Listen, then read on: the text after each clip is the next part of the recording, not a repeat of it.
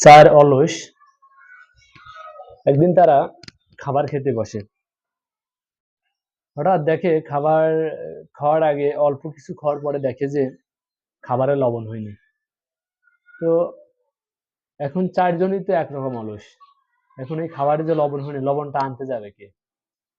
এক একজনকে বলে তুই আনতে যা, ও আবার ওকে বলে তুই আনতে যা, কিন্তু কেউ আনতে যায় না। তখন এই চার অলস একটা সিদ্ধান্ত করে যে আমাদের চারজনের মধ্যে যে আগে কথা বলবে সেই লবণ আনবে। তো এই চারজন ব্যক্তির কথা মতো সবাই এটা চুক্তিবদ্ধ হয়, ঠিক আছে।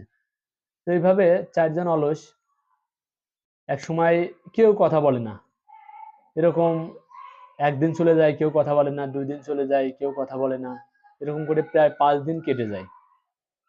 তো 5 দিন যখন কেটে যায়, ওরা অলসরা 5 দিন না খাওয়া অবস্থায় হঠাৎ তারা মাটিতে শুয়ে পড়ে, মানে তাদের আর কোনো ইয়ে নাই, কথা বলার মতো কোনো অ্যাবিলিটি নাই, কারণ 5 দিন যাবৎ কেউ কোনো কিছু খায় না। তো হঠাৎ যার পার্শ্ববর্তী ওদের যারা পাশে থাকে গ্রামের লোকজন, তারা হঠাৎ চিন্তা করলো যে এই 5টা বলদ অলস কেন বাসা থেকে বের হয় না। তাদের মনে চিন্তা থাকলো।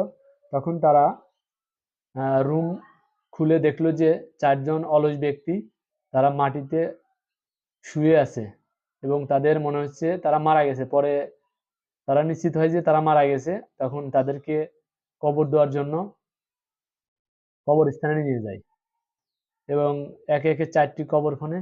প্রথম কবরে যখন প্রথম অলসকে নামাইতে যায়, তখন প্রথম অলস বলে, এই আমার নামাস না, আমি এখনো মরিনি। তখন ওই 3 অলস লাফ দিয়ে উঠে বলে, তুই লবণ আনবি, তুই লবণ আনবি।